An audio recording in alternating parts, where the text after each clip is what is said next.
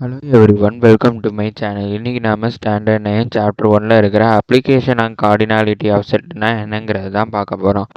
Cardinality of செட்டுங்கிறத நம்ம முன்னாடி என்ன பார்த்துருப்போம்னா, ஒரு செட்டில் எத்தனை எலமெண்ட்ஸ் இருக்கோ அதாவது இந்த செட்டில் இப்போ ஏங்கிற ஒரு செட்டில் நம்பர் ஆஃப் எலமெண்ட்ஸ் எத்தனை இருக்குங்கிறத கண்டுபிடிக்கிறது தான் கார்டினாலிட்டி ஆஃப் செட்டுங்கிறத எக்ஸசைஸ் 1.2ல் பார்த்துருப்போம்.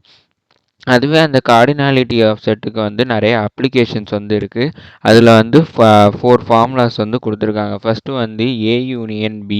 ஏ யூனியன் பி, இப்போ ஏன்னு ஒரு செட் இருக்குது, பின்னு ஒரு செட் இருக்குது. ரெண்டு செட்டையும் யூனியன் பண்ணதுக்கப்புறம் அதில் எத்தனை எலமெண்ட்ஸ் ப்ரெசண்ட் ஆகிருக்குங்கிறத கண்டுபிடிக்கிறதுக்கு ஒரு ஃபார்முலா கொடுத்துருக்காங்க. என்னென்னா N of A union B is equal to N of A plus N of B minus N of A intersection பிங்கிறது தான் ஃபார்முலா.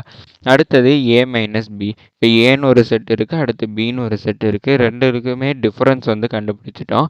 அந்த டிஃப்ரென்ஸ் எத்தனை எலமெண்ட்ஸ் இருக்குங்கிறத கண்டுபிடிக்கணும். அதாவது இது என்ன ஷார்ட்கட்னா, இப்போ நம்ம ஏ யூனியன் பி பண்ணாமையே நம்ம எப்படி அதில் ஏ யூனியன் பி பண்ணோம்னா எத்தனை எலமெண்ட்ஸ் இருக்குங்கிறத கண்டுபிடிக்கிறதுக்கு ஃபஸ்ட்டு ஃபார்முலா ஷார்ட்கட். அடுத்தது ஏ மைனஸ் பி பண்ணாமையே ஏ மைனஸ் பி பண்ணோம்னா அதில் எத்தனை எலமெண்ட்ஸ் இருக்குங்கிறத கண்டுபிடிக்கிறதுக்கு செகண்ட் ஃபார்முலா ஷார்ட்கட். என்னென்ன அதுக்கு ஃபார்முலா என்னென்னா N of A minus N of A intersection B.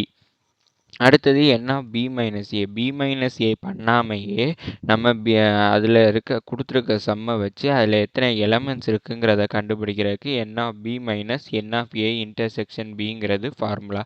அடுத்தது என் ஆஃப் ஏ டேஷ்.